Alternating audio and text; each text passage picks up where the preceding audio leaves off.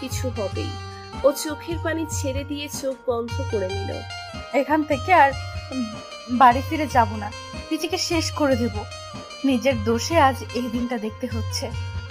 অনেকক্ষণ ধরে চোখ বন্ধ করে আছে রোজা, কিন্তু ফারহানের কোনো টাচ এখনো শরীরে পড়েনি, বরং সরে গেছে মনে হলো। হাতও আলগা। সঙ্গে সঙ্গে চোখ মেলে তাকাই রোজা, দেখে ফারহান খাটের কিনারে মাথা নিচু করে বসে আছে। রোজা কিছু বুঝতে পারছে না ফারহান চাইছেটা কি। এভাবে আমার দিকে না তাকিয়ে দেখে চলে যা আমার সামনে থেকে। দো নাও। রোজা অবাক হয়ে তাকিয়ে আছে। কি বলেছে? চলে যেতে? আমি কি ঠিক শুনলাম? উঠে দাঁড়িয়ে গেলাম।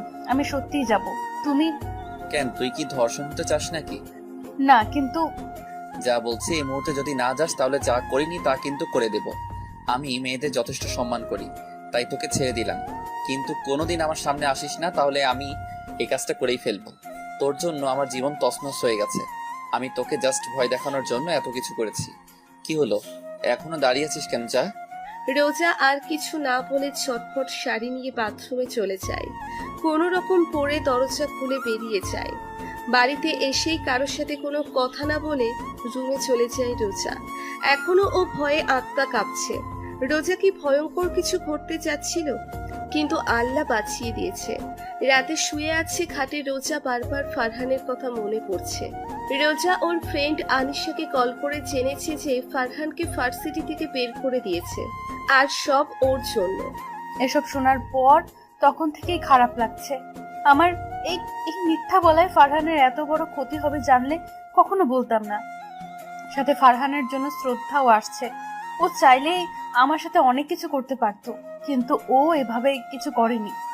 ভয় দেখানোর জন্য এত কিছু করেছে। এত ভালো ও, আর আমার জন্য কিনা সবার কাছে খারাপ হলো।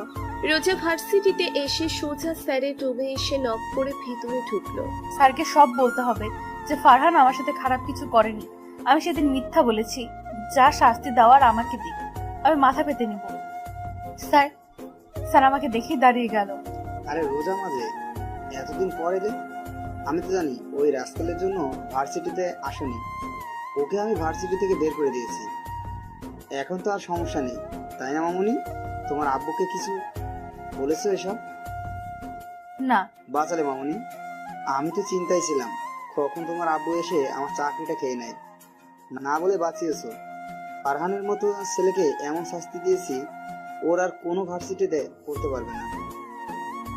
স্যার আপনার সাথে আমার জরুরি কথা আছে। হ্যাঁ বলো মামুনি। কি যে হবে কে জানি। চোখ বন্ধ